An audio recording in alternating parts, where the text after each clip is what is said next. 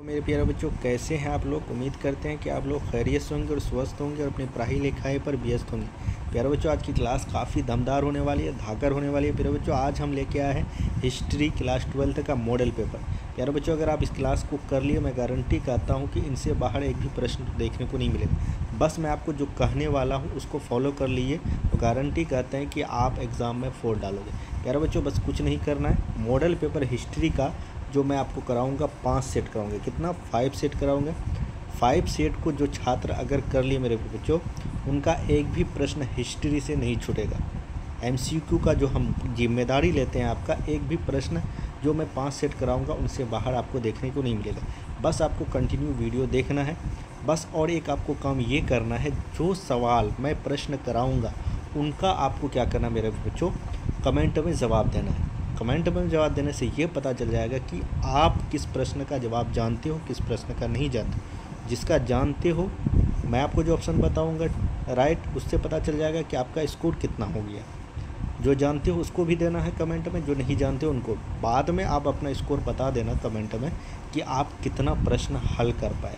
उससे आपको ये भी पता चलेगा मेरे बच्चों कि आप किस लेवल का हो, कितना और तैयारी करना है। तो चलिए हम लोग क्लास शुरू करते हैं। दमदार होने वाली क्लास।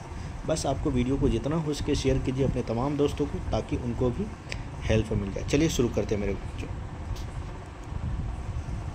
तो आपका क्लास यहाँ से स्टार्ट हो जाएगी मेरे बच्चों। आप देख सकते हैं यहाँ लिखा हुआ हिस्ट्री मॉडल सेट 2022। 22 का करेंगे, 23 का करेंगे, 24 का करेंगे, फिर 25 का जो आने वाली है उनका भी करेंगे। अगर आप इन सभी ईयर का मॉडल सेट कर लिए, मैं गारंटी कहता हूँ कि आपका एक भी हिस्ट्री का जो क्वेश्चन एग्ज़ाम में आएगा इनसे बाहर नहीं आएगा, ना छूटेगा। बस आप एग्ज़ाम देने जाओगे हॉल पर, याद आ जाएगा कि जो सर बोले थे वो सही बोले थे या नहीं बोले थे। चलिए प्यारे बच्चों, शुरू करते हैं आज की क्लास हम लोग। आपको पता होगा कि आपके जो एग्ज़ाम में प्यारे बच्चों कितने प्रश्न पूछे जाते हैं। 100 MCQ पूछे जाते हैं। उनमें से आपको कितना हल करना है मेरे बच्चों? सिर्फ 50। चुन चान के जो आप जानते हो उनका आपको आंसर देना। मेरा बच्चों, पहला सवाल है, चार्ल्स मेसन ने 1826 में सर्वप्रथम किस टीले का उल्लेख किया था? बताइए इसका राइट ऑप्शन क्या होगा, जल्दी से कमेंट में बताइए। तो मेरे बच्चों ऑप्शन है हड़प्पा, मोहनजोदड़ो, लोथल, कालीबंगा। तो बताइए हड़प्पा किसका मेरे बच्चों? हड़प्पा। हड़प्पा किस नदी के किनारे है, ये भी सवाल पूछता है। मोहनजोदड़ो किस नदी के किनारे है, ये भी सवाल पूछता है। लोथल कौन सा राज्य पर है, कालीबंगा कहाँ है। ये आपको जो भी सवाल बनेगा मैं आप सबको कराऊंगा, आपको टेंशन नहीं लेना है। ये जो मैं आपको बताऊंगा इसके अंदर आने वाला है ये सब सवाल, तो आपको टेंशन नहीं है। हड़प्पा किस नदी के किनारे? रावी नदी। मोहनजोदड़ो किस नदी के किनारे? संधि नदी। लोथल किस राज्य में मेरे बच्चों? गुजरात में। कालीबंगा कहाँ? राजस्थान में। ये जो मैं आपको बताऊंगा डिटेल से, वो आपके काम में आने वाले हैं। अगले बार आपको पूछ लिया था लोथल कहाँ है, तो गुजरात में, जिसको पता होगा। चलिए अगला प्रश्न हम लोग देखते हैं। इस प्रश्न का जो राइट आंसर होगा ऑप्शन नंबर ए, हड़प्पा। अगला प्रश्न हम लोग देखते हैं मेरे बच्चों। अगला प्रश्न है, हड़प्पा सभ्यता में प्राप्त अवतल चक्की पर किस पुरातत्वविद ने प्रकाश डाला था? पुरातत्वविद का मतलब किस, जो पुरानी चीज़ की खोज के बारे में जानता है, यानी उसी को इतिहासकार। तो किसने इसके बारे में पहले प्रकाश डाला, यानी उसके बारे में रिसर्च किया, ये सवाल आपका कह रहा था। ऑप्शन है आपका कनिंघम ने, अर्नेस्ट मैके ने, जॉन मार्शल ने। इनमें से क्यों? बताइए मेरे बच्चों क्या होगा इसका, फटाफट बताइए इसका राइट ऑप्शन क्या होगा। इसका ऑप्शन होगा ऑप्शन नंबर बी, अर्नेस्ट मैके ने। किसने? अर्नेस्ट मैके ने। ये जो चक्की थी मेरे बच्चों, उस समय अनाज को पीसने के लिए और जो जड़ी बूटी वगैरह था उसको बनाने के लिए, उसको छोटा छोटा पार्ट में डिवाइड करने के लिए ये सारी चीज़ काम किया जाता था। चलिए अगला प्रश्न हम लोग देखते हैं। प्रश्न नंबर 3 है, राय बहादुर दयाराम साहनी ने कहाँ उत्खनन कराया था? बताइए कहाँ उत्खनन किया था, इसके बारे में बताइए। ऑप्शन है मोहनजोदड़ो का, या हड़प्पा का, या लोथल का, या कालीबंगा। कहाँ खुदाई की थी दयाराम शाह ने, कहाँ खुदाई की थी? बताइए जल्दी से बताइए। इसका कमेंट आप लोग जवाब दे चुके होंगे। तो मेरे प्यारे बच्चों, इसका कब क्या था? ऑप्शन नंबर बी, हड़प्पा में। कब क्या था? 1921 ईस्वी में। कब क्या था, इस बात को याद रखिएगा। ये भी पूछ लेता किस ईस्वी में राय बहादुर दयाराम साहनी ने हड़प्पा का उत्खनन करवाया था या खोज की थी?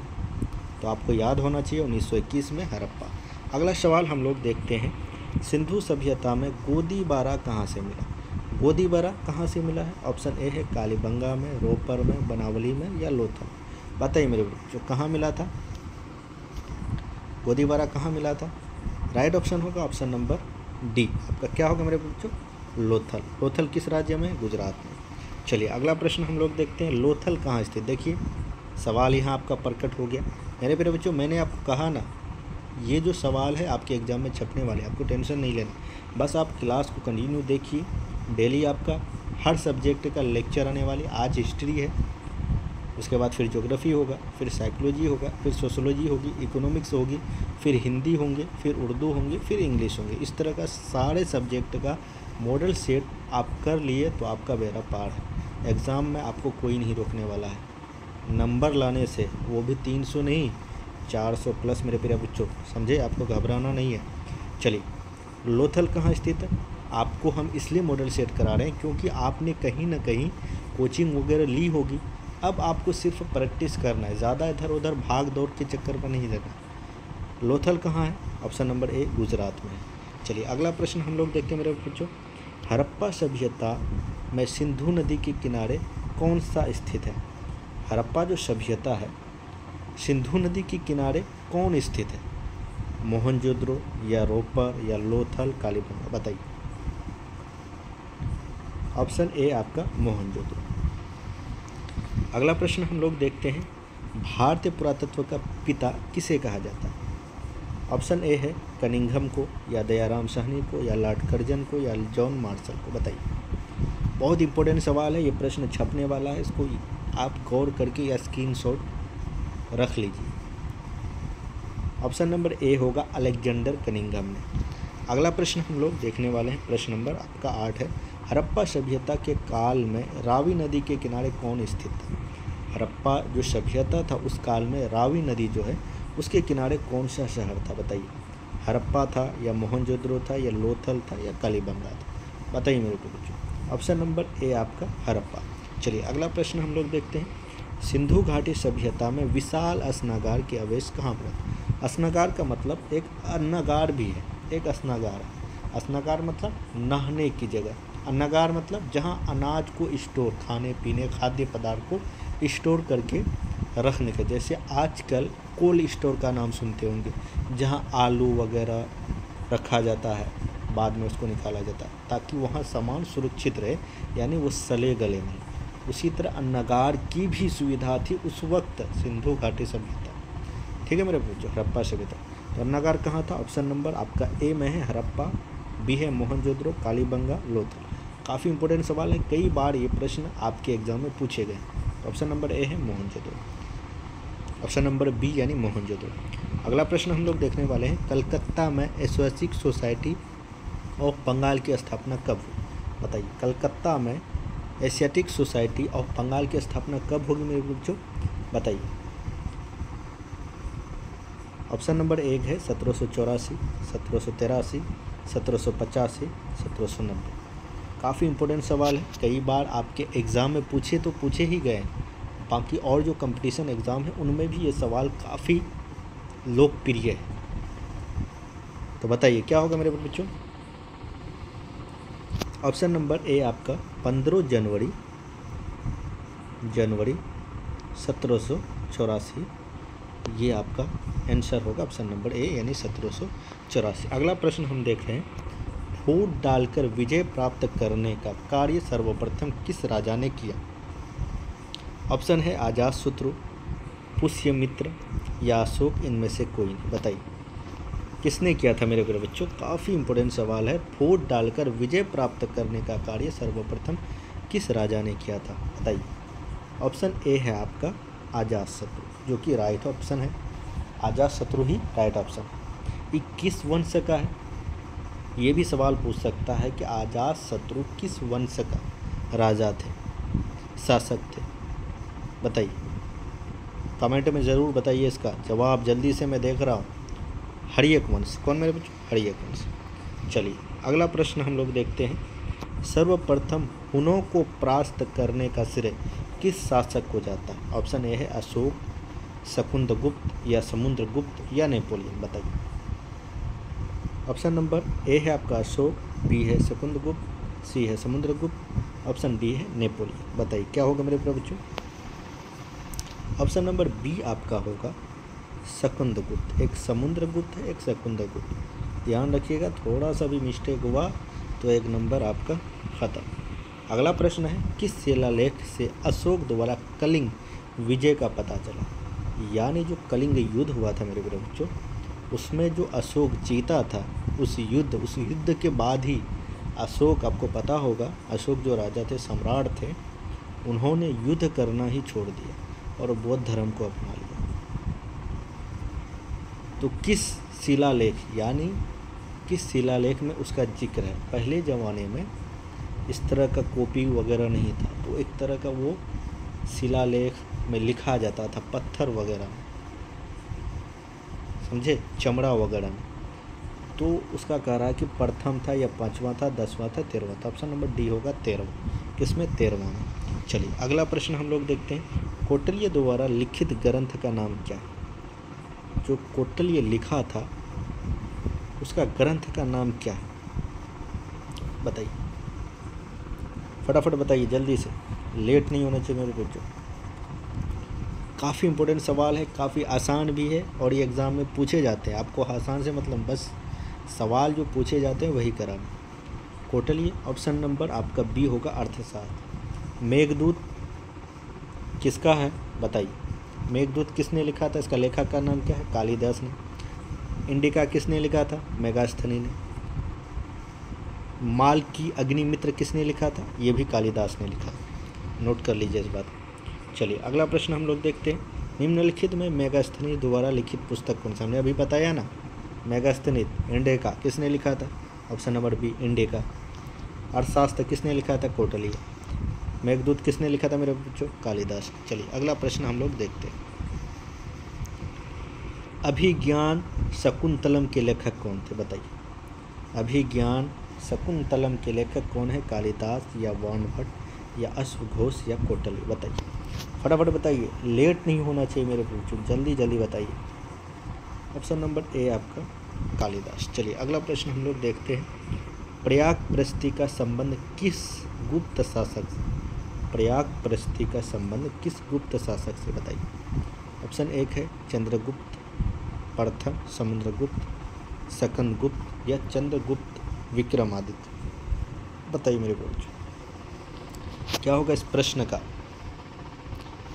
ऑप्शन नंबर बी होगा समुद्रगुप्त, जो गुप्त वंश के शासक थे। चलिए अगला प्रश्न हम लोग देखने वाले हैं, अर्थशास्त्र एवं इंडिका से किस राजवंश की जानकारी मिलती है? जो अर्थशास्त्र है और इंडिका है, आपको पता होगा अर्थशास्त्र किसने लिखा था? कौटिल्य ने। और इंडिका किसने लिखा मेरे प्रिय बच्चों? मेगास्थनी ने। ये दोनों किस राजवंश की से मिलती है, यानी उसकी जानकारी प्राप्त होती है उस शासन का? मौर्य शासन का या गुप्त शासन का या कुषाण शासन का या सातवाहन शासन का? बताइए। काफ़ी इम्पोर्टेंट सवाल है ये। जो था अर्थशास्त्र जो लिखने वाले थे कौटिल्य, उस शासक का प्रधानमंत्री था।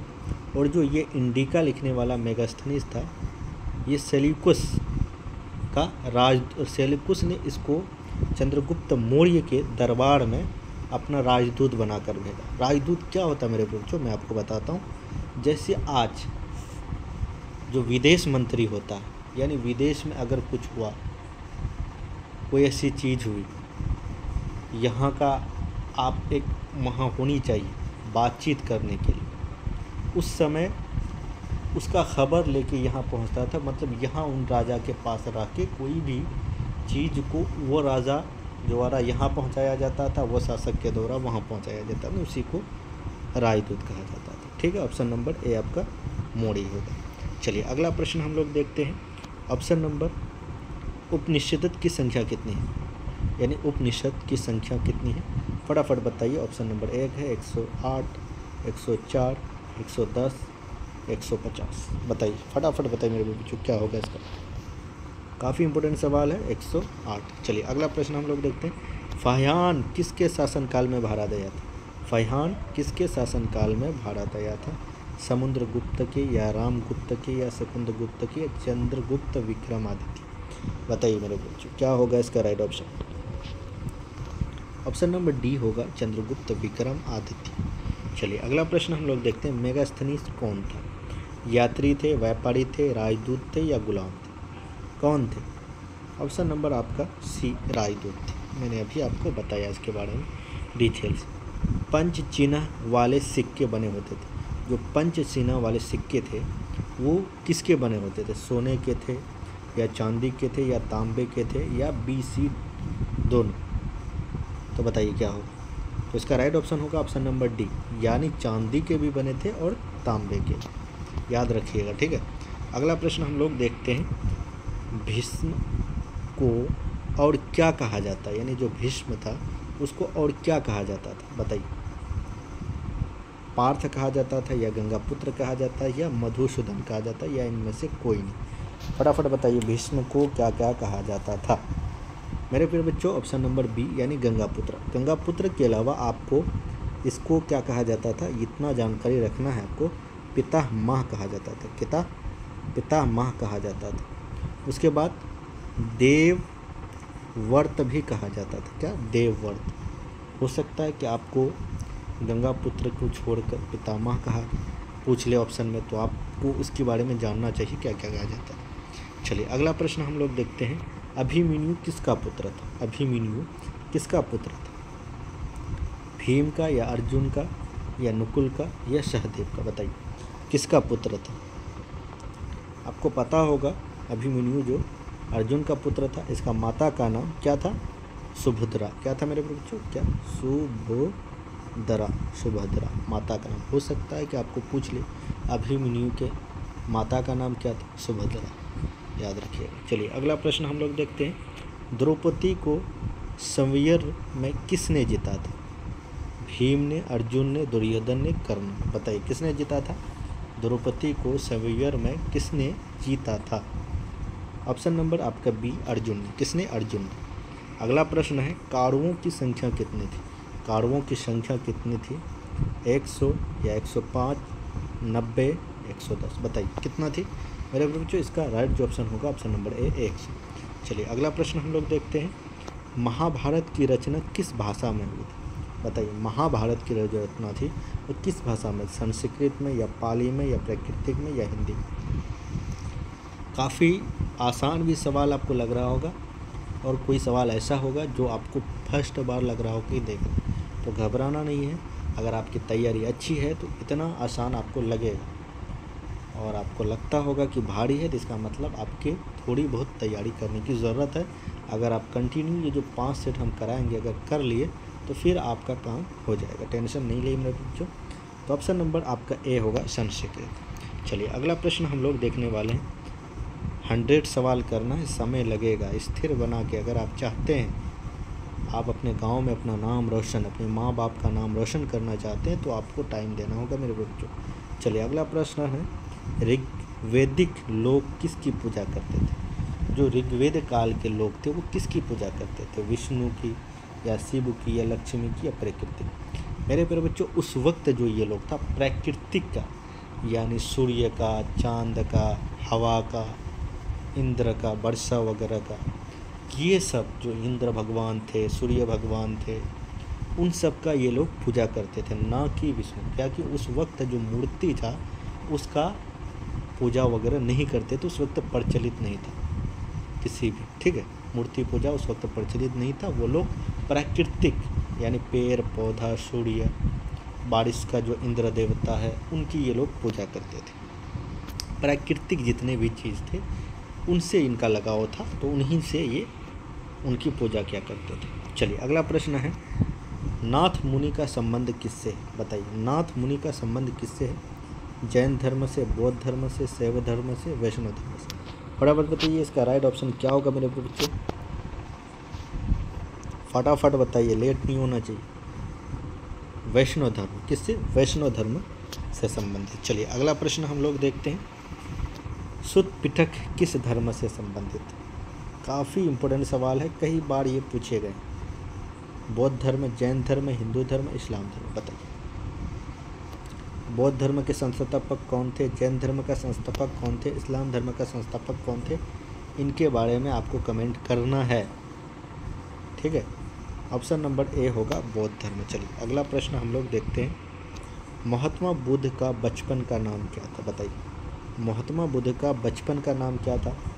वर्धमान था या सिद्धार्थ था, देवता था या राहुल था, बताइए। क्या होगा इसका राइट ऑप्शन, फटाफट बताइए। ऑप्शन नंबर आपका बी होगा सिद्धार्थ। चलिए अगला प्रश्न हम लोग देखते हैं। प्रथम बौद्ध संगीत किस के समय में हुई थी, बताइए। प्रथम बौद्ध संगीत किसके समय हुई थी? ऑप्शन ए है आपका अजातशत्रु, कालाशोक, अशोक या कनिष्क। प्रथम जो बौद्ध संगीत हुआ था किसके शासनकाल में हुए थे? ऑप्शन नंबर ए आपका अजातशत्रु के काल में। कहाँ हुए थे? राजगीर, आज जो राजगीर है वर्तमान में, ठीक है। राजगीर कहाँ मेरे प्रिय बच्चों, पता हो आपको? यानी आपके बिहार राजगीर, ठीक है। इसके अध्यक्ष कौन किए थे? महाकश्यप। महाकश्यप कौन? महाकश्यप। मनीष कश्यप नाम सुने हैं, जो आपके रोड वगैरह में, नाला के वगैरह में वीडियो बनाता है, देख लीजिए। ये नाला सड़क से ऊपर नहीं, सड़क से नीचे बनाया, इस तरह का काफ़ी प्रचलित थे, आजकल कहीं गुमनाम हो गए हैं। तो उसी का यानी मनीष कश्यप यानी कश्यप, महाकश्यप। कब क्या था? 483 ईसा पूर्व, ठीक है। चलिए अगला प्रश्न हम लोग देखते हैं। महावीर ने पार्श्वनाथ के सिद्धांतों का कौन सा नया सिद्धांत जोड़ा? महावीर ने पार्श्वनाथ के सिद्धांतों में कौन सा नया सिद्धांत जोड़ा था, बताइए। अहिंसा जोड़ा था या सत्य जोड़ा था या अपरिग्रह जोड़ा था या ब्रह्मचार्य जोड़ा था, बताइए मेरे बच्चों। काफ़ी इंपॉर्टेंट सवाल है, यूनिक सवाल है, इसके बारे में जानना आपको बेहद ज़रूरी है। तो ऑप्शन नंबर बी आपका ब्रह्मचार्य। देखिए ब्रह्मचार्य की जगह आपका ये भी लिखा हो सकता है महावर्त, क्या? महावर्त, ठीक है। अहिंसा था, सत्य था,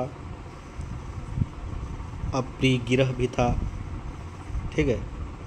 ये सारे चीज़ थे। इसमें जो नया जोड़ा वो क्या जोड़ा? ब्रह्मचार्य यानी महावर्त। एक और था उसका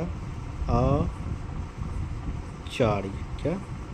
आचार्य, ये भी था। यानी 5 उनके, 4 थे, एक 5, न्यू जो ऐड किया वो 5वां ऐड किया था, ठीक है।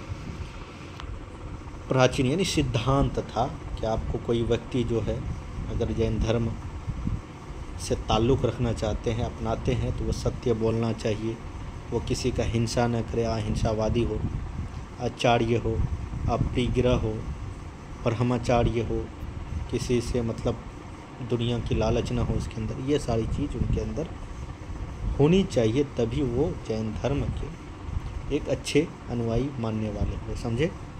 प्राचीन भारत में धर्म की शुरुआत किस शासक ने की थी? ऑप्शन है चंद्रगुप्त मौर्य, अशोक, कनिष्क, समुद्रगुप्त, बताइए। ऑप्शन नंबर आपका बी होगा अशोक। चलिए अगला प्रश्न हम लोग देखते हैं। प्रश्न नंबर है बुद्ध चरित्र की रचना किसने की थी? बुद्ध चरित्र की रचना किसने की थी? कालिदास ने, अश्वघोष ने, वर्णभट्ट ने, चाणक्य ने, बताइए। बुद्ध चरित्र की रचना किसने की थी? बताए, फटाफट बताइए जल्दी से, कोई छूटना नहीं चाहिए इसका। ऑप्शन नंबर बी है अश्वघोष। चलिए अगला प्रश्न हम लोग देखते हैं। प्रश्न नंबर आपका 36 है। प्रथम जैन संगीत कहाँ हुई थी? अतः प्रथम जो जैन संगीत कहाँ हुई थी? या बौद्ध नहीं, जैन, ध्यान रखिएगा। राजगृह में, सारनाथ में, पाटलिपुत्र में, वैशाली में, बताइए कहाँ हुई थी मेरे बच्चों? ऑप्शन नंबर बी होगा पाटलिपुत्र। कब हुई थी? 322 से लेकर 398 ईसा पूर्व। कब? 322 से 398 ईस्वी में। किस शासक के? चंद्रगुप्त मौर्य के। और इसके जो अध्यक्ष थे स्थूलभद्र थे। कौन? स्थूलभद्र। कौन स्थूलभद्र? इसके जो किस शासक के काल में हुए थे? चंद्रगुप्त मौर्य। कब हुए थे? 322 से 328। कहाँ हुए थे? प्रथम पाटलिपुत्र, यानी आज जो पटना है। उसके बाद है आपका 37 प्रश्न नंबर। पावापुरी का संबंध किस धर्म से? बौद्ध से, जैन से, इस्लाम से, ईसाई से। पावा पूरी का संबंध किससे है बताइए, फटाफट बताइए। ऑप्शन नंबर आपका बी, जैन से। चलिए अगला प्रश्न हम लोग देखते हैं। कादम्बरी के लेखक कौन है? ऑप्शन एक है आपका बाणभट्ट, कालिदास, कोटली, अश्वघोष। बताइए। ऑप्शन नंबर बी आपका बाणभट्ट। ऑप्शन नंबर ए यानी बाणभट्ट। चलिए अगला प्रश्न हम लोग देखते हैं। बांसवन्ना किस आंदोलन को शुरू किया था? बांसवन्ना जो था वो किस आंदोलन को शुरू किया था? वैष्णव को, शैव को या सिख को, या डी वीरशैव लियाग्यंत को? बताइए। लियाग्यंत को। बताइए। ऑप्शन नंबर आपका डी होगा वीरशैव लियाग्यंत को। चलिए अगला प्रश्न हम लोग देखते हैं। प्रश्न नंबर 40 है, काफ़ी इम्पोर्टेंट है, इसको देखना है। ये सवाल आपको छपने वाला है आपके एग्ज़ाम में, ठीक है। आईने अकबरी कितने भागों में विभक्त थे? 2, 3, 4, 5। बताइए। आईने अकबरी कितने भागों में विभक्त है? ऑप्शन नंबर आपका डी होगा 5 भाग में। कितने भागों में? 5 भाग में। पहला भाग में किसका जिक्र है, दूसरा भाग में किसका जिक्र है, तीसरा भाग में किसका जिक्र है? ये 3 जो भाग है काफ़ी इम्पोर्टेंट है, तो आपको अगर पता है तो कमेंट में ज़रूर बताइएगा, ठीक है। अगला प्रश्न नंबर है 41। आईने अकबरी के अनुसार भूमि को कितने भागों में बांटा गया? 2 भागों में, 4 भागों में, 5 भागों में, 6 भागों में? बताइए। ऑप्शन नंबर आपका ऑप्शन नंबर सी 5 भागों में। किसमें? 5 भागों में बांटा गया था। चलिए अगला प्रश्न हम लोग देख रहे हैं। एक बात और बता दूं मेरे बच्चों, आईने अकबरी मतलब किसके शासनकाल के बारे में उसमें वर्णित किया गया, बताया गया? किस शासक के बारे में? मुगल के किस शासक के बारे में? तो अगर आप जानते हैं तो ज़रूर बताइए कमेंट में। और एक बात ये बता देता हूँ, मुग़ल जो शासनकाल है उनसे सवाल बहुत ज़्यादा पूछे जाते हैं, कभी कभी शासन के बारे में नहीं, कब से कब तक मुग़ल के किस बादशाह ने शासन किया था। चलिए थोड़ा सा मैं आपको बताने की कोशिश करता हूँ। सबसे पहले जो मुग़ल की स्थापना किसने किया था? बाबर। कौन किया था? बाबर। बाबर के अगर शासनकाल की बात करें मेरे बच्चों, 1526 से लेकर 1530। उसके बाद उसके आते हैं हुमायूं। कौन? हुमायूं। तो हुमायूं के शासनकाल के इनका 2 शासनकाल है। पहला है 1530 से 1540, ठीक है मेरे बच्चों। उसके बाद है 1555 से 1556 तक। ज़्यादातर अगर आपको पूछेगा 1530 से डायरेक्ट 1556 ही इस तरह। अगला आपका है अकबर। अकबर जो का शासनकाल है मेरे बच्चों 1556 से लेकर 1605 तक। 1605। अगला है आपका जहांगीर। कौन थे इसके बाद? जहांगीर जो थे इनके शासनकाल कब थे? यानी 1605 से लेकर 1627। उसके बाद फिर आपका आ जाते हैं शाहजहां। आपको शाहजहां पता होगा ना? शाहजहां जो अपनी वाइफ से बहुत मोहब्बत करते थे, उनके लिए क्या बनाए थे? इनका जो शासनकाल है 1627 से लेकर 1658 तक। उसके बाद औरंगजेब का और एक नाम था आलमगीर बादशाह। आलमगीर नामक किसने लिखा था?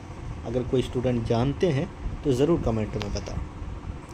औरंगजेब का जो शासनकाल है मेरे बच्चों वो कब है? 1658 से 1707। ये जो मैं आपको बताया हूँ 6 जो मुग़ल का साथ और भी है, शाहदुत्य तक गए, 1857 की लड़ाई तक उन लोग का गया, पर जो दमदार था औरंगजेब तक। उसके बाद फिर इन लोग का थोड़ा बहुत क्या हो गया, जो कमी आने लगी। तो ज़्यादातर जो पूछा जाएगा आपको औरंगजेब तक पूछे जाएंगे शासनकाल, ठीक। अगला हम लोग देखते हैं सवाल नंबर 42। टोडरमल अकबर के दरबार में क्या था? टोडरमल अकबर के दरबार में क्या था? सेनापति थे या वित्त मंत्री थे, अंगरक्षक थे, या इनमें से कोई नहीं? बताइए।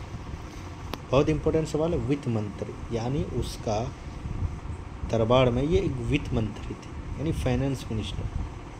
कहाँ क्या चीज़ कितना खर्च होगा, ये सारा चीज़ का लेखा जोखा रखते थे। ठीक है, अगला सवाल पढ़ते हैं। आईने अकबरी के किसके शासनकाल में, हमने बताया ना, अभी आपसे पूछा था हमने, आईने अकबरी किस शासनकाल के बारे में बताते हैं, यानी किस शासक के बारे में वर्णन करते हैं। आपका है बाबर, अकबर, जहांगीर या शाहजहां, बताइए किसके बारे में इसमें जिक्र किया गया। ऑप्शन नंबर आपका बी है, अकबर के बारे में। आईने अकबरी यानी अकबर के नाम का जिक्र किया रहा। ठीक है, अगला सवाल है कुतुब मीनार कहाँ स्थित है। काफ़ी देखिए कितना आसान सवाल है, पर आप सोचेंगे कि ये सब पूछेगा या नहीं पूछेगा। कोई दिल्ली की जगह कलकत्ता लगा देगा, आगरा लगा देगा, मुंबई। बहुत स्टूडेंट ऐसे होते हैं जो लगा देते हैं क्योंकि उनको अच्छे से पढ़ा नहीं है। वो सोचा ये सवाल हल्का है, पर जब हल्का सवाल वहाँ आ जाए तो उनका दिमाग हिल जाता है, यार ये पूछा क्यों। तो कुतुब मीनार कहाँ स्थित है, आगरा में, दिल्ली में, लखनऊ में, कलकत्ता में। तो आपको पता होगा मेरे बच्चों कहाँ है, दिल्ली। चलिए इसके बारे में थोड़ा सा अगर आप जानते हैं, कुतुब मीनार का किसने, कुतुब मीनार का जो मतलब नींव किसने रखा था और पूरा किसने किया, इसके बारे में आपको कमेंट में बताना। ये मैं आपको होमवर्क देता हूँ। नेक्स्ट जो आपका सेट कराएंगे मॉडल पेपर 2, उसमें भी ये सब सवाल आएंगे, तो आपको पता चल जाएगा कि यहाँ जो हम सवाल का जवाब नहीं दे पाए वहाँ फिर आपका अच्छा जाएगा। इसीलिए कमेंट में कोशिश करें लिखने का, लिखने से आपको याद हो जाएगा। मैं आपको क्यों बार बार एक ही सवाल को बार बार बोल रहा हूँ और कह रहा हूँ कि कमेंट में लिखो, उससे आपको ज़्यादा याद रहेगी और याद होगी ज़्यादा देर तक, उस बात आपका दिमाग को ऐड करके रखेगा। तो अगला सवाल है, हुमायूंनामा का अंग्रेजी अनुवाद किसने किया। हुमायूंनामा का अंग्रेजी अनुवाद किसने किया। ऑप्शन है A.S. वेवरिज या जेरेट या H. ब्लॉकमैन या ग्रांट टफ, बताइए। ऑप्शन नंबर ए आपका होगा हुमायूंनामा का अंग्रेजी जो अनुवाद है किसने किया था, A.S. वेवरिज ने। किसने किया था मेरे बच्चों, A.S. वेवरिज ने। और मैं आपको एक बात और बता दूं मेरे बच्चों, आपको घबराना नहीं है, ये काफ़ी सवाल आपके मतलब इम्पोर्टेंट है। मतलब मैं आपको ये बताना चाहता हूँ कि आपको अगर ये ना पूछ के ये पूछ ले हुमायूंनामा को किसने लिखा, इसका तो हुमायूंनामा लिखा हुआ था, उसको अंग्रेजी में ट्रांसलेट किया। कोई किताब है, हिंदी है, उसको अंग्रेजी में आप ट्रांसलेट कर दो तो उसका अनुवाद हो गया। ठीक है, इसका जो मूल प्रति किसने लिखा था, किसने लिखा था, इनकी यानी बाबर की बेटी गुलबदन बेगम। कौन,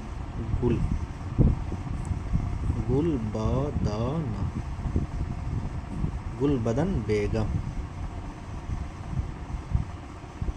याद रखिएगा कौन, गुलबदन बेगम। ये सवाल अगर पूछ ले तो आप हिला डालोगे। चलिए अगला सवाल हम लोग देखते हैं। मुग़ल दरबार में अभिवादन का तरीका निम्न में से कौन। यानी अगर आप किसी से मिलते हो अभी प्रेजेंट में, तो किसी को क्या कहते हैं, प्रणाम भाई, प्रणाम चाचा, या अस्सलाम वालेकुम, आदाब, गुड मॉर्निंग। उस वक्त जब मुग़ल दरबार में लोग जाते थे राजे के पास, तो वो लोग किस तरह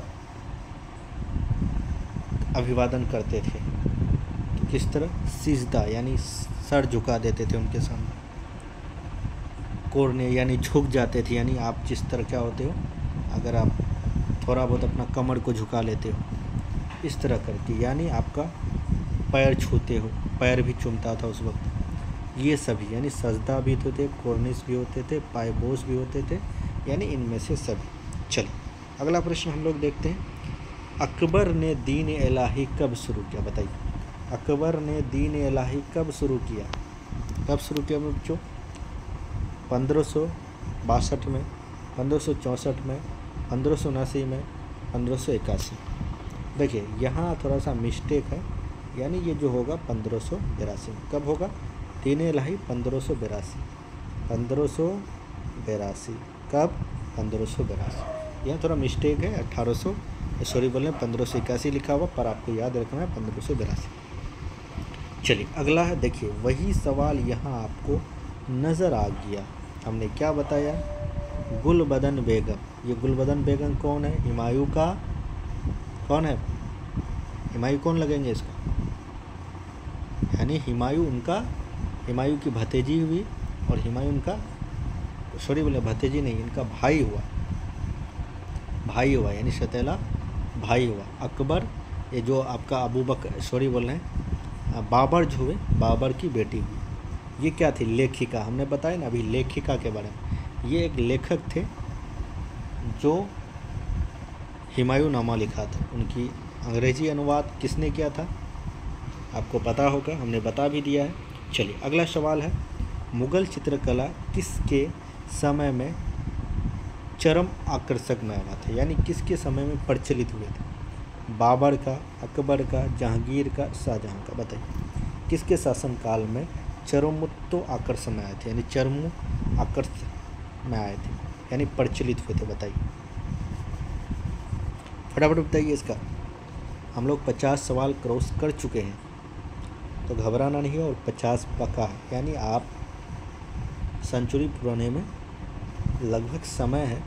ऑप्शन नंबर आपका सी है जहांगीर। चलिए अगला प्रश्न हम लोग देखते हैं, तुझके जहांगीर किसने लिखी थी? तुझके जहांगीर किसने लिखी थी मेरे बच्चों? बताइए तुझके जहांगीर किसने लिखी थी? अब्बास खां सैरवी ने, गुलबत बेगम ने, या जहांगीर ने, या नूरजहां ने? बताइए किसने लिखी थी? ऑप्शन नंबर सी आपका जहांगीर, यानी खुद जहांगीर ने लिखा था। चलिए अगला है, मुमताज़ महल किसकी पुत्री थी? मुमताज़ महल जो है वो किसकी पुत्री थी? आसफ़ खां का, बैरम खां का, महावत खां का, या अब्दुल रहीम का? ऑप्शन नंबर ए होगा आसफ़ खां। किसका? आसफ़ खां। चलिए अगला प्रश्न हम लोग देखते हैं, औरंगजेब ने अपने जीवन का अंतिम भाग भारत के किस क्षेत्र में व्यतीत किया? यानी किस क्षेत्र में बिताए? पूर्वी भारत, पश्चिमी भारत, दक्षिणी भारत, उत्तर भारत? बताइए किस भारत में? पश्चिमी भारत। किस भारत में मेरे बच्चों? अपने जो आखिरी समय है किस भारत में उन्होंने बिताया? पश्चिमी भारत। चलिए अगला हम लोग प्रश्न देख लें, पानीपत के प्रथम युद्ध किसकी पराजय में हुई थी? प्रथम युद्ध जो पानीपत का हुआ था, प्रथम बैटल पानीपत, तो उसमें कौन हारे थे? बाबर हारे थे, इब्राहिम लोदी हारे थे, या सिकंदर लोदी आए थे, या अकबर हारे? बताइए पानीपत का जो युद्ध हुआ था वो 1526 ईस्वी में। यही जो बाबर है इब्राहिम लोदी को हराकर फिर यहाँ भारत में मुग़ल शासक का स्थापना किया था। इब्राहिम लोदी को किसने? Option number B Ibrahim Lodi को। अगला सवाल है, किस प्रशासनिक सुधार के लिए शेरशाह विशेष तौर से जाना जाता है? यानी किस प्रशासकीय सुधार के लिए जो शेरशाह जो थे शासक थे वो ज़्यादातर विशेष तौर पर जाने जाते हैं? बाजार नियंत्रण, भूमि सुधार व्यवस्था, मनसदाबरी, या विधि नियंत्रण? ऑप्शन नंबर बी होगा भूमि सुधार व्यवस्था। चलिए अगला प्रश्न हम लोग देखते हैं, ताजमहल किसकी याद में बनाई गई थी? मुमताज़ के, नूरजहां के, जहांगीर के, गुलबदन बेगम के? ऑप्शन नंबर ए हो आपको पता होगा, अगर आप आगरा गए होंगे तो मुमताज़ की। चलिए अगला सवाल हम लोग देखते हैं, जल्दी जल्दी करते हैं, ज़्यादा लंबा हो जाएगा तो फिर आप लोग घबरा जाओगे। हुमायूं का मकबरा कहाँ स्थित है? बताइए हुमायूं का जो मकबरा कहाँ स्थित है? आगरा में, दिल्ली में, फतेहपुर सीकरी में, लाहौर में? बताइए कहाँ स्थित है? ऑप्शन नंबर आपका सी होगा दिल्ली में। चलिए अगला प्रश्न हम देखते हैं, हरिहर एवं बुक्का ने कब विजयनगर साम्राज्य की स्थापना की थी? 1326 में, 1336 में, 1339 में, 1359 में? बताइए ऑप्शन नंबर आपका बी होगा 1336 ईस्वी में। चलिए अगला प्रश्न हम लोग देखते हैं, हम्पी किस राज्य से संबंधित है? बहमनी से, बीजापुर से, विजयनगर से, हैदराबाद से? ऑप्शन नंबर सी होगा विजयनगर से। चलिए अगला प्रश्न हम लोग देखते हैं, अयंगर व्यवस्था से संबंधित है? अयंगर व्यवस्था से संबंधित है मुगल साम्राज्य, बहमनी साम्राज्य, विजयनगर साम्राज्य? इनमें से कोई नहीं। फटाफट बताइए, फटाफट मेरे बच्चों जल्दी जल्दी से बताइए इसका क्या होगा right option? Option number C विजय साम्राज्य। चलिए अगला प्रश्न है, विजयनगर साम्राज्य द्वारा सेवा के लिए दिए जाने वाले भूमि क्या कहलाता था? ऑप्शन नंबर है जागीर, अग्रहार, उक्ता, या अमरम? बताइए अमरम कहा जाते थे, या अग्रहार कहा जाते थे, या जागीर कहा जाते, या उक्ता कहा जाते थे? ऑप्शन नंबर डी आपका अमरन। चलिए अगला प्रश्न हम लोग देखते हैं। अगला प्रश्न मेरे बच्चों क्या है, विजयनगर में मंदिर में प्रवेश द्वारा किया जाता है। विजय नंबर में जो मंदिर के प्रवेश द्वार को क्या कहा जाता था? द्वार कहा जाता थे, गोपुरम कहा जाता थे, प्रवेशक कहा जाता थे। फटाफट बताइए क्या कहा जाता था? गोपुरम। क्या कहा जाते थे? गोपुरम। चलिए अगला प्रश्न हम लोग देखते हैं। महाराष्ट्र के संत कौन थे? महाराष्ट्र के संत कौन थे मेरे बच्चों, जल्दी से बताइए। जो महाराष्ट्र के संत थे, तुकाराम थे या रामदास थे या ज्ञानेश्वर थे? मेरे बच्चों जो काफ़ी इम्पोर्टेंट अगर पूछ ले कौन मतलब सबसे ज़्यादा लोकप्रिय थे, ज्ञानेश्वर थे। पर ये जो है तुकाराम, ज्ञानेश्वर, ये सब महाराष्ट्र के ही संत थे और लगभग सेम ही, लगभग 13-12 ईस्वी में ही वो लोग थे। दादू का संबंध कहाँ से था? दादू का जो संबंध कहाँ से, दादू का संबंध कहाँ से, इसके बारे में बताएं। देखिए मेरे ये जो दादू है, इनका जो जन्म हुआ था वो अहमदाबाद गुजरात में हुआ था, पर ये जो लोकप्रिय हुए थे, इनका जो रहना सहना ज़्यादातर थे वो राजस्थान में थे। राजस्थान का कबीर के नाम से ये जाने जाते थे। किसके नाम से? दादू का संबंध राजस्थान से था।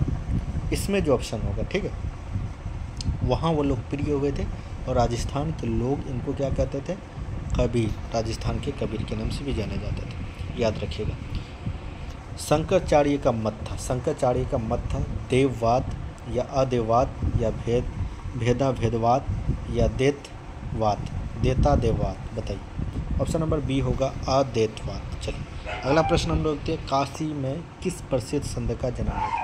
जो काशी है, काशी आपको पता होगा कहाँ है, जल्दी से बताइए कमेंट में। मीरा या कबीर या गुरु नानक या वल्लभ आचार्य। ऑप्शन नंबर बी आपका होगा कबीर। अगला प्रश्न है, नानक का जन्म कहाँ हुआ था मेरे बच्चों? नानक जो थे उनका जन्म कहाँ हुआ था, इसके बारे में आपसे पूछ रहा है। फटाफट बताइए। काशी में, पटना साहिब में, ताल मंडी में, कलकत्ता में। बताइए नाना का गुरु गोविंद सिंह का जन्म, यानी नानक लिखा हुआ है ना, गुरु गोविंद सिंह का जन्म कहाँ हुआ था? पटना साहिब। कहाँ? पटना साहिब। आपको पता होगा पटना में है गुरुद्वारा। चलिए अगला प्रश्न हम लोग देखते हैं। इनके जन्म की बात करें, आपको पता है, अगर जन्म जानते हो तो बताइए ज़रूर। 22 दिसंबर 1666 ईस्वी में इनका जन्म हुआ था। 22 दिसंबर को ही इनका जयंती मनाई जाती है हर साल बिहार में। अजमेर स्थित मोइनुद्दीन चिश्ती की दरगाह पर सर्वप्रथम कौन सा सुल्तान गया, कौन सा राजा गया था, बादशाह गया था? अजमेर जो में स्थित है मोइनुद्दीन चिश्ती की दरगाह, सर्वप्रथम कौन सुल्तान गया था? बलबन किया था, मोहम्मद बिन तुगलक गया था, अलाउद्दीन खिलजी किया था, अकबर किया था? बताइए। मोहम्मद बिन तुगलक। कौन गए थे? मोहम्मद बिन तुगलक। चलिए अगला सवाल है, तहकीके हिंद में किसका यात्रा वृत्तांत? बताइए।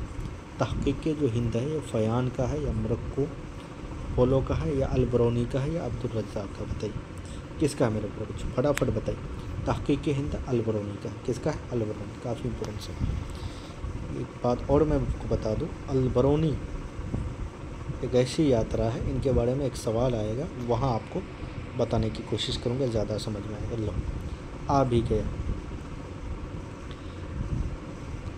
किस यात्री ने यात्रा करने के लिए अपने घर को छोड़ा था? बताइए। अलबरौनी ने या मोरक्को पोलो ने या बेरनियर ने या इनमें से कोई? फटाफट बताइए।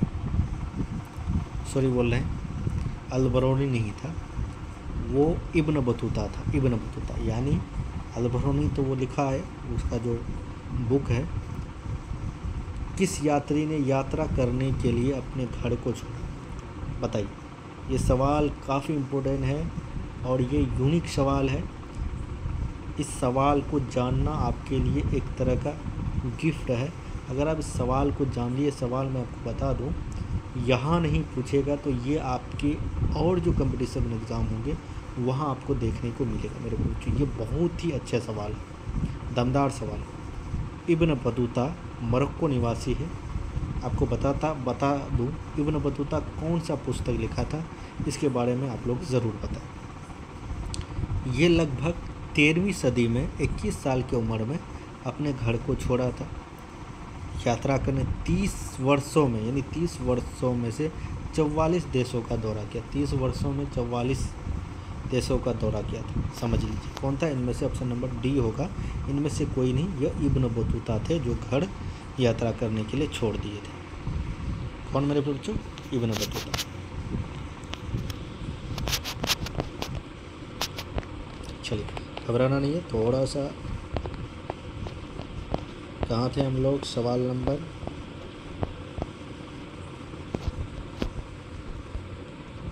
विजयनगर भी हो गया था हम लोग का। हम लोग थे अजमेर, सरसद हो गया था। बस कुछ सवाल है, 30 सवाल है, जल्दी जल्दी करेंगे, हम लोग निकल जाएंगे।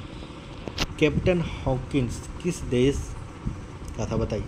कैप्टन हॉकिंस सबसे पहले जो भारत आए थे वो किस शासक, यानी किस मुग़ल, ये बता देते हैं, किस मुग़ल शासक के दरबार में आए थे? जल्दी से कमेंट करेंगे इसको। फ्रांस का, या पुर्तगाल को, या ईरान का, इंग्लैंड का? ऑप्शन नंबर डी है आपका, इंग्लैंड का। चलिए, क्या किस देश का था हॉकिंस? किसके दरबार में आए थे, इनका कमेंट करना है। वो मुग़ल बादशाह थे, इतना मैं आपको कंफर्म कर देता हूँ। मद्रास में मेनरो ने भूमि की व्यवस्था के लिए कौन से व्यवस्था थी? देखो, मद्रास जो जगह थी उस वक्त मद्रास प्रांत था, एक मेनरो था, मेनरो। इसका पूरा जो नाम है मेरे बच्चों, ये है पूरा नाम इसका टॉमस मेनरो। कौन था? टॉमस मेनरो। ये रैयतवाड़ी या महालवाड़ी या अस्थाई बंदोबस्त या इनमें से कोई। उस वक्त एक तरह का जो ज़मीन थी खेती करने के लिए, उनमें ये लोग टैक्स मतलब लगाते थे, उनका नाम रखते थे रैयतवाड़ी, महालवाड़ी। रैयतवाड़ी कौन शुरू किया था, अस्थाई बंदोबस्त कौन शुरू किया था, महालवाड़ी कौन शुरू किया था, इनके बारे में थोड़ा सा आप जान लीजिए, ठीक है। ये जो है मद्रास में टॉमस मेनरो जो भूमि की व्यवस्था के लिए व्यवस्था किया था, सबसे पहले इसको हम जान लेते हैं। ये रैयतवाड़ी शुरू किया था। रैयतवाड़ी कब शुरू हुआ था? 1820 ईस्वी में, ठीक है। अब महालवाड़ी कौन शुरू किया था? ये लॉर्ड होस्टिंग। कौन? Lord hosting. लॉर्ड होस्टिंग क्या था? उसके बाद अस्थाई बंदोबस्त कौन क्या था? इनकी मतलब अस्थाई बंदोबस्त शुरू करने वाला, जैसे यहाँ पूछा ना, मद्रास में मेनरो यानी टॉमस मेनरो जो था, उसका पूरा नेम है टॉमस मेनरो। वो किस भूमि की व्यवस्था के लिए कौन सी व्यवस्था शुरू की? रैयतवाड़ी, ठीक है। रैयतवाड़ी कहाँ था? मद्रास में था। वहाँ का ये गवर्नर था। कौन था? गवर्नर। उसके बाद महालवाड़ी बंदोबस्त, ये जो महालवाड़ी बंदोबस्त कौन शुरू किया था? ये लॉर्ड हेस्टिंग था, जो मध्य प्रांत, आगरा, पंजाब, मध्य भारत जो मध्य प्रांत में था, उसमें आगरा था, पंजाब था, ये सारे राज्य में उस प्रांत में हुआ था। ये जो रैयतवाड़ी कहाँ कहाँ था? मुंबई में था, असम में था, असम के कुछ इलाका में, और मद्रास में ज़्यादातर, ठीक है। उसके बाद अस्थाई बंदोबस्त, ये कौन था? अस्थाई बंदोबस्त की स्थापना मतलब शुरुआत किसने की थी? ये लॉर्ड कॉर्नवालिस ने शुरू की थी। कहाँ कहाँ? ये ज़्यादातर जो बंगाल, ये पूछता अस्थाई बंदोबस्त किस एरिया में था? ज़्यादातर बंगाल, उसके बाद बिहार, उड़ीसा, बनारस और उत्तरी कर्नाटक में ये लागू किया था। उसके बाद एक है इजित। कौन था? इजादारी बंगाल, इजादारी बंदोबस्त, इजादारी बंदोबस्त। ये भी वारेन हेस्टिंग। ये जो आपका ये जो है महालवाड़ी, ये वारेन हेस्टिंग द्वितीय था, पर वारेन हेस्टिंग ही लिखा जाता था। वारेन हेस्टिंग द्वितीय इनकी शुरुआत की थी, और इजेदारी जो शुरुआत थी वो भी वारेन हेस्टिंग ने कब किया था? वो 1772 ईस्वी में शुरू किया था। इजदारी बंदोबस्त वारेन हेस्टिंग ने। ये पंचवर्षीय योजना था, यानी 5 साल के लिए खेत का ये था कि वो दे दिया जाता था। 5 साल में जो भी उपज वगैरह होगा वो उनको टैक्स में दिया जाएगा। ज़मीन आपको 5 साल के दे दिया, आप उस ज़मीन में कितना उपज होता था उसके अकॉर्डिंग लगान नहीं लेता था। किसके अकॉर्डिंग लगाता? आपको ज़मीन जितना दिए उसके अकॉर्डिंग, आप जो खेत वो दिए हो, आप उसमें कितना उपज होती है या नहीं होती उससे कोई मतलब नहीं था। बस ज़मीन में आपको फिक्स कर दिया कि इतना आपको लगान, यानी ज़मीन से जुड़ी ये सब एक तरह का लगान था, जुल्म था। उसके बाद जो क्या हुआ, 1777 में इजदारी इजेदारी जो बंदोबस्त थी वो 1 साल का कर दिया, 5 साल की हटा के 1 साल के लिए कर दिया। ये आपको बता दें रैयतवाड़ी की स्थापना किसने की थी, बताइए रैयतवाड़ी की स्थापना किसने की थी, टॉमस मनरो ने किया था। महलवाड़ी की स्थापना किसने की थी, बताइए महलवाड़ी की व्यवस्था की जो है शुरू किसने की थी, लॉर्ड हेस्टिंग की थी। और अस्थायी बंदोबस्त की शुरुआत किसने की थी, बताइए लॉर्ड कॉर्निंग ने की थी। कितने, लॉर्ड कॉर्नवालिस। समझ में आ गया। चलिए अगला सवाल हम लोग देखते हैं। ये इसलिए पूछ लिए कि आगे में सवाल आता है और कई बार आपके सवाल पूछे जाते हैं, यहाँ नहीं तो कहीं आपको ज़रूर पूछेंगे, ताकि ये चीज़ आपको समझ में आए। जो चीज़ समझाने की होगी वो मैं आपको समझाऊंगा। अस्थायी बंदोबस्त किस स्थान से जुड़ा है, बंगाल से, मद्रास से, मुंबई से, मध्य भारत से। हमने आपको बता दिया कि बंगाल से। अस्थायी बंदोबस्त कहाँ से, बंगाल से। बंगाल के और भी उस वक्त थे, बिहार, उड़ीसा, बनारस। ठीक है, अगला प्रश्न हम लोग देखते हैं। फ्रांसिस बुकनान कौन थे, फ्रांसिस जो बुकनान थे वो कौन थे, सैनिक थे, गायक थे, अभियंता थे, सर्वेक्षक थे और चिकित्सा भी थे। कौन थे, सर्वेक्षक, चिकित्सा दोनों थे। ठीक है, अगला है संथाल विद्रोह का संबंध किस राज्य से, संथाल विद्रोह का संबंध किस राज्य से, बंगाल से या मुंबई से या मद्रास से या इनमें से कोई, बताइए। संथाल विद्रोह का संबंध किससे है, झारखंड से। ठीक है, झारखंड से है। तो संथाल विद्रोह का जो मतलब शुरुआत हुई थी, इनका कौन किया था, संथाल विद्रोह का नेता कौन था, मुख्य प्रमुख नेता, यानी कि शुरू करने वाले कौन थे। 4 भाई थे, सिंधु, कान्हू, चांद, भैरव। ठीक है, ज़्यादातर सिंधु कान्हू, यानी 4 भाई का नाम था सिंधु, कान्हू, चांद, भैरव, पर ज़्यादातर प्रचलित है सिंधु कान्हू। ठीक है, कब शुरुआत हुई थी मेरे बच्चों, बताइए। इसका जो शुरुआत हुई थी 1855 से 1856। चलिए अगला हम लोग देखते हैं। बिरसा मुंडा ने कौन सा विद्रोह किया था, जो बिरसा मुंडा था वो कौन सा विद्रोह किया था, संथाल विद्रोह या उलगनान विद्रोह या कोल विद्रोह या मोपला विद्रोह। ये सारा विद्रोह के बारे में हम एक अलग से वीडियो बना देंगे, ताकि विद्रोह से रिलेटेड जो भी सवाल पूछेंगे वो आपके काम में आ जाएंगे। एक भी सवाल नहीं। देखिए बिरसा मुंडा था वो उलगनान विद्रोह, और उलगनान विद्रोह को मुंडा विद्रोह के भी नाम से जाने जाता है। हो सकता है बिरसा मुंडा ने कौन सा विद्रोह किया, मुंडा विद्रोह किया। वहाँ अगर मुंडा दे तो फिर आप कन्फ्यूजन हो जाएगी, इसलिए उलगनान विद्रोह को ही मुंडा विद्रोह के नाम से जाने जाते हैं। और मुंडा विद्रोह को शुरुआत किसने की थी, बिरसा मुंडा ने। कब की थी, 1899 से 1900 तक ये चला, यानी 1899 में ये विद्रोह की शुरुआत हुई और 1900 तक चला ये विद्रोह। चलिए अगला सवाल हम लोग देखते हैं।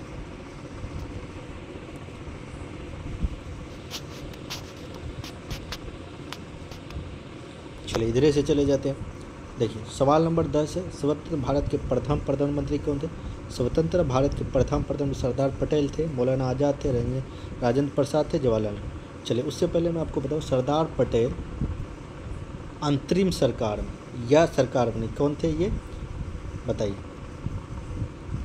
ये किस मतलब विभाग का था, ये था आपका गृह मंत्रालय। कौन, गृह मंत्रालय और उप प्रधानमंत्री। मौलाना आज़ाद शिक्षा मंत्री, राजेंद्र प्रसाद क्या थे अंतरिम सरकार में, खाद्य मंत्री। ये सवाल आपके पूछे जाते हैं। राजेंद्र प्रसाद काफ़ी इम्पोर्टेंट है, ये बिहार के ही हैं, first prime minister of India है। और ये जो है फर्स्ट प्रेसिडेंट ऑफ इंडिया यानी राष्ट्रपति डॉक्टर राजेंद्र प्रसाद, और prime minister of India first Jawaharlal Nehru. Women में first lady prime minister of Indira Gandhi, first lady president of India Pratibha Singh Patel. ये सब आपको याद रखना है ज़बान में ही सब। और आपका एजुकेशन मिनिस्टर मौलाना आज़ाद, होम मिनिस्टर सरदार वल्लभ पटेल। चलिए अगला सवाल हम लोग देखते हैं। भारतीय संविधान के अनुसार संप्रभुता यानी संप्रभुता किस में निहित है, राष्ट्रपति में, प्रधानमंत्री में, न्यायपालिका में, संविधान। ऑप्शन नंबर डी संविधान में। किस में, संविधान में। चलिए अगला सवाल हम लोग देखते हैं। भारत के संविधान का पिता किसे कहा जाता है, भारत के संविधान का पिता किसे कहा जाता है मेरे बच्चों, डॉक्टर राजेंद्र प्रसाद को या डॉक्टर सचिदानंद सिन्हा को या जवाहरलाल नेहरू को, doctor Bhimrao Ambedkar. Option number Bhimrao Ambedkar. चलिए संविधान सभा के अध्यक्ष कौन थे, बताइए, डॉक्टर राजेंद्र प्रसाद। अस्थायी अध्यक्ष कौन थे, कमेंट में बताइएगा। प्रारूप समिति के अध्यक्ष कौन थे, ये भी कमेंट में। चलिए, ये इंपॉर्टेंट सवाल है, यहाँ कन्फ्यूजन होता है छात्रों को, ध्यान दीजिए। स्वतंत्र भारत में अंतिम गवर्नर जनरल कौन थे? स्वतंत्र भारत के अंतिम गवर्नर जनरल अगर आपको पूछ ले, श्री राजगोपालाचारी लेना है, चक्रवर्ती राजगोपालाचारी भी लिखा जाए, ये श्री राजगोपालाचारी ज़्यादा था। अगर पूछ ले भारत, यहाँ से नहीं, यहाँ से, भारत के अंतिम गवर्नर जनरल कौन थे? Lord Mountbatten. अगर स्वतंत्र भारत यानी आज़ाद भारत के अंतिम गवर्नर जनरल कौन थे? श्री राजगोपालाचारी। और ये भी पूछ रहे स्वतंत्र भारत के पहले गवर्नर जनरल कौन थे? तो श्री राजगोपालाचारी। अंतिम भी यही हुए, लास्ट में ये हुए, इसके बाद कोई और नहीं बने। पर अंतिम यानी भारत के अंतिम गवर्नर जनरल लॉर्ड माउंटबेटन। स्वतंत्र नहीं, अंतिम में, आज़ाद होने के पहले, लास्ट, वो विदेशी लोग। ठीक है। भारतीय स्वतंत्रता के समय ब्रिटेन को किस दल की सरकार थी, बताइए। भारतीय स्वतंत्रता के समय ब्रिटेन में किस दल की सरकार थी, फटाफट बताइए। ब्रिटेन में किस दल की सरकार थी? ये काफ़ी इंपॉर्टेंट सवाल है, जल्दी से बताइए आप।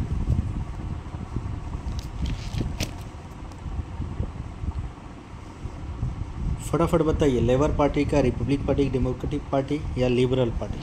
बताइए। ऑप्शन नंबर सी आपका लिबरल पार्टी। कौन मेरे को? Liberal party. चलिए, अगला प्रश्न हम लोग देखने वाले हैं। सीधी कार्रवाई की धमकी किसने दी थी? सीधी कार्रवाई की धमकी किसने दी थी, फटाफट बताइए। हिंदू सभा ने, मुस्लिम लीग ने, स्वराज दल ने, कांग्रेस। ऑप्शन नंबर बी मुस्लिम लीग। किसने? मुस्लिम लीग ने दी थी। और 16 अगस्त को ये लोग अप्रत्यक्ष दिवस भी मनाए जाते। कौन? अप्रत्यक्ष दिवस के रूप में ये लोग मनाते। उसके बाद एक काफ़ी इम्पोर्टेंट सवाल है, इसको देखिएगा। 1938-1939 में भारतीय राष्ट्रीय कांग्रेस के अध्यक्ष कौन बने थे? जवाहरलाल नेहरू बने थे, मौलाना आज़ाद बने थे, डॉक्टर राजेंद्र प्रसाद बने थे, सुभाष चंद्र बोस बने थे। तो इसका राइट ऑप्शन होगा सुभाष चंद्र बोस बने थे। सुभाष चंद्र बोस जो बने थे वो 1939-1938 में रहे। 1939 में इन्होंने फिर इलेक्शन जीता। ठीक है। जीतने के बाद इससे गांधी जी नाराज़ हुए। गांधी जी चाहते थे कि उनका जो कैंडिडेट हो वो जीते। उनका कैंडिडेट था पट्टभी सीतारामैया। कौन था? पट्टभी सीतारामैया। पट्टभी सीतारामैया को हराने के बाद ये बन गए, पर गांधी जी नाराज़ हो गए। गांधी जी नाराज़ थे, इसीलिए इन्होंने इस्तीफ़ा दे दिए। इस्तीफ़ा देने के बाद इन्होंने 1939 में ही फॉरवर्ड ब्लॉक की स्थापना की, याद रखिएगा। उसके बाद जो इन्होंने जो इस्तीफ़ा दिया, इस्तीफ़ा देने के बाद इसका कार्यभार कौन संभाला? डॉक्टर राजेंद्र प्रसाद। याद रखिएगा। ये भी सवाल पूछ सकता है कि भारतीय राष्ट्रीय कांग्रेस के जो अध्यक्ष बने थे 1939 में सुभाष चंद्र बोस, उसके मतलब रिजाइन देने के बाद कौन बने थे, यानी त्याग पत्र देने के बाद कौन उनके अध्यक्ष बनाए गए थे? डॉक्टर राजेंद्र प्रसाद। ठीक। चलिए, अगला सवाल हम लोग देखते हैं। सिंगापुर में सुभाष चंद्र बोस ने किसका गठन किया था? सिंगापुर में किसका गठन किया था? आज़ाद हिंद फौज का, फॉरवर्ड ब्लॉक का, कांग्रेस का, समाजवादी का। Option number A Azad Hind फौज का। आज़ाद हिंद फौज का कब गठन हुआ था? 1943 में। चलिए, अगला सवाल, यानी 21 अक्टूबर 1943। भारत छोड़ो आंदोलन किस वर्ष से शुरू हुआ था? 1920 में, 1930 में, 1942 में, 1940। 8 अगस्त 1942। 8 अगस्त 1942। चलिए, अगला सवाल हम लोग देखते हैं। स्वराज दल की स्थापना किसने की थी? किस वर्ष से की थी और किसने की थी, ये बताइए। 1923 में हुई थी या 1925 में, 1927 में, 1921 में? 1900 कभी तो मेरे पूछो 1923 में। 1 जनवरी 1923 में भी थी। क्यों क्या था आपको पता होगा। असहयोग आंदोलन चल रहा था, गांधी जी उस आंदोलन को वापस ले लिए, जिसकी वजह से ये लोग एक अपना अलग बना लिए पार्टी। CR दास यानी चित्तरंजन दास और मोतीलाल नेहरू। चित्तरंजन दास उस पार्टी का अध्यक्ष रहा और चित्तरंजन दास उसका सचिव बनाया गया। चलिए, काफ़ी इंपॉर्टेंट सवाल है, मैंने आपको बता दिया, इसको याद रखिएगा। ठीक है। काला कानून किसे कहा जाता है? रॉयल एक्ट को, हंटर रिपोर्ट को, वुड डिस्पैच को, या 1919 का अधिनियम? काला कानून, रॉयल एक्ट को। रॉयल एक्ट एक ऐसी कानून थे, मतलब ठीक है, रॉयल एक्ट एक तरह का ब्लैक एक्ट कहा जाता था। इसमें क्या होता था कि आपके जो अंग्रेज़ वगैरह जो शासन करते थे वो आपको कुछ नहीं पूछेगा, बस वो अपने संदेह ही रहेगा कि आदमी कुछ करने वाला है या कुछ आंदोलन करने वाला है, किसी तरह का कोई बात उठाने वाली है, उसी आधार पर आपको जेल, ना वकील ना बेल, कुछ नहीं, बिना वकील वो ना मतलब मवक्किल वगैरह के जेल ये आपको डाल सकते हैं। ठीक है। जालियाबाग भारत के किस शहर में स्थित बता था? जालियाबाग जो हत्याकांड हुआ था किस वर्ष हुआ था? जो अगर जानते हैं तो कमेंट में ज़रूर बताइएगा। पंजाब किस शहर में? पंजाब में आपको कमेंट करना है। जालियावाला जो हत्याकांड भारत में हुए थे वो किस वर्ष हुए थे, किस तारीख को हुए थे, इसका कमेंट में ज़रूर करना। चलिए अगला सकते हैं 1917 में गांधी जी किसके अनुरोध में चंपारण गए थे? राजेंद्र प्रसाद में, अरविंद घोष का, गोपाल कृष्ण गोखले का, राजकुमार शुक्ला, यानी राजकुमार शुक्ला के वो क्या उनके अनुरोध में उन्होंने वहाँ गए। किसानों पर अत्याचार हो रहा था, नील यानी 3 कठिया प्रणाली के आधार पर नील की खेती करने के लिए अंग्रेज उनको मजबूर कर रहा था, और गांधी जी को इन्होंने राजकुमार शुक्ल ने पत्र लिखा कि आइए यहाँ हम लोग की मदद कीजिए। गोपाल कृष्ण कौन थे? गांधी जी के राजनीतिक गुरु थे, इसे याद रखिएगा।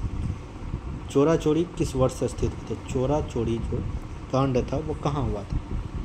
बिहार में, उत्तर प्रदेश में, बंगाल में, पंजाब में, बताइए। चोरी चोरा किस राज्य में स्थित है? चोरी चोरा किस राज्य में स्थित है? उत्तर प्रदेश में। कहाँ? उत्तर प्रदेश में। चलिए अगला प्रश्न हम लोग देखते हैं। अखिल भारतीय स्तर पर पहली जनगणना कब हुई थी? अखिल भारतीय स्तर पर पहली जनगणना कब हुई थी? आपको पता होगा 1881 ईस्वी में हुई थी, पर यहाँ 1881 नहीं है। सबसे पहले जो हुआ था 1872 में हुआ था, पर एक अच्छे तरीके से अखिल भारतीय स्तर पर पहली जनगणना आपका जो होगा 18, यानी सबसे पहले जो हुआ था वो 1872, पर एक अखिल भारतीय पहली जनगणना जो होगा 1881 में। चलिए अगला सवाल हम लोग देखते हैं। वास्को डिगामा भारत में सबसे पहले कहाँ आए थे? वास्को डिगामा भारत में सबसे पहले कहाँ आए थे? केरल में आए थे, काजीकोट में। कहाँ? काजीकोट में, केरल में। इनमें से कोई नहीं होगा, ना कलकत्ता में, ना मद्रास में, दिल्ली में, कहीं ना कहीं केरल में आए थे। चलिए अगला सवाल हम लोग देखते हैं।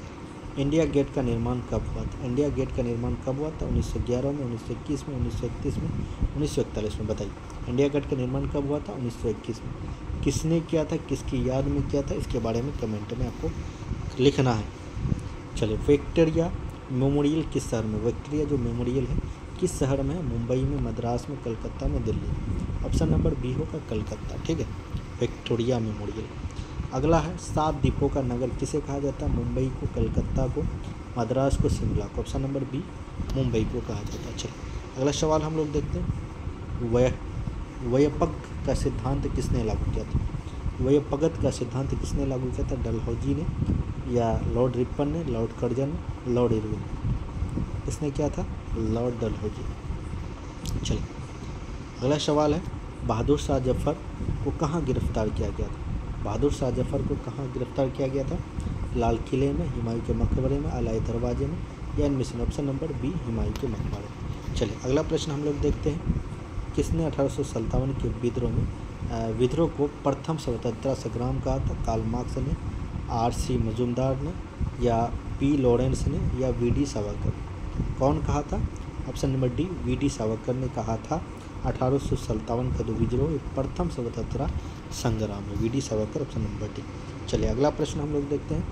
बेगम हजरत महल 1857 के विद्रोह का नेतृत्व कहाँ किया था? यानी जो बेगम हजरत महल था वो 1857 में जो विद्रोह हुआ था उसका नेतृत्व कहाँ से किया था?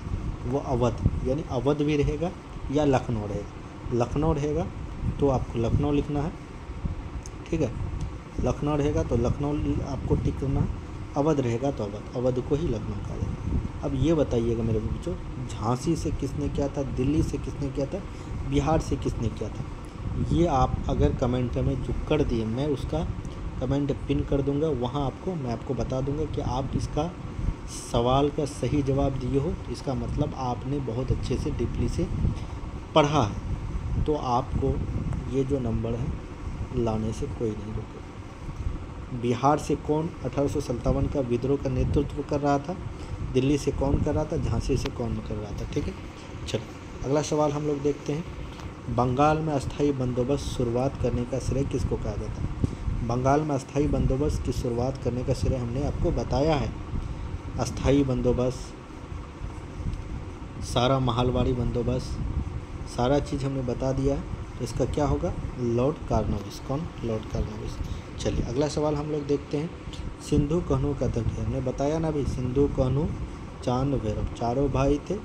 किसका विद्रोह, मतलब किस विद्रोह, मतलब विद्रोह क्या था, किस संबंध, किस विद्रोह से? संथाल विद्रोह। संथाल विद्रोह कब हुआ था? 1855 ईस्वी में। 1855 से 1856 ईस्वी तक चला। ठीक है। बिरसा मुंडा ने कौन सा विद्रोह किया था? बिरसा मुंडा ने कौन सा विद्रोह किया था? उलगुलान विद्रोह। बिरसा मुंडा का विद्रोह कब हुआ था बताइए? 1899 से 1819 तक चला। उलगुलान विद्रोह को ही मुंडा विद्रोह के नाम से भी जाने जाते हैं। तो हम लोग आज लगभग मेरे प्यारे बच्चों ख़त्म कर दिए, 100 यानी सेंचुरी पूरा कर दी। उम्मीद करते हैं कि सवाल आपको दमदार लगा होगा। अब आपको बताना है फाइनली आपका स्कोर कितना हुआ। जिन छात्रों का 100 में से अगर 70 प्लस भी मार्क्स आ रहा तो समझिए कि उनका एग्ज़ाम ये रखा हुआ, कोई लाने से नहीं रुकेगा। इसके बाद first, second, third, fourth set करना है। उसके बाद फिर आपको ऑब्जेक्टिव में ज़्यादा ध्यान नहीं देना। फिर मैं आपको सब्जेक्टिव का जो गैस क्वेश्चन दूंगा उनको आपको तैयारी करना है।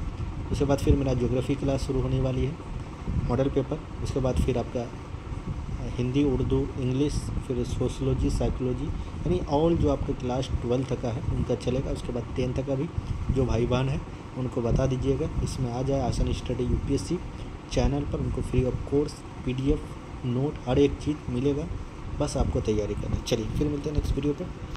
जय हिंद, लव यू मेरे प्यारे बच्चों।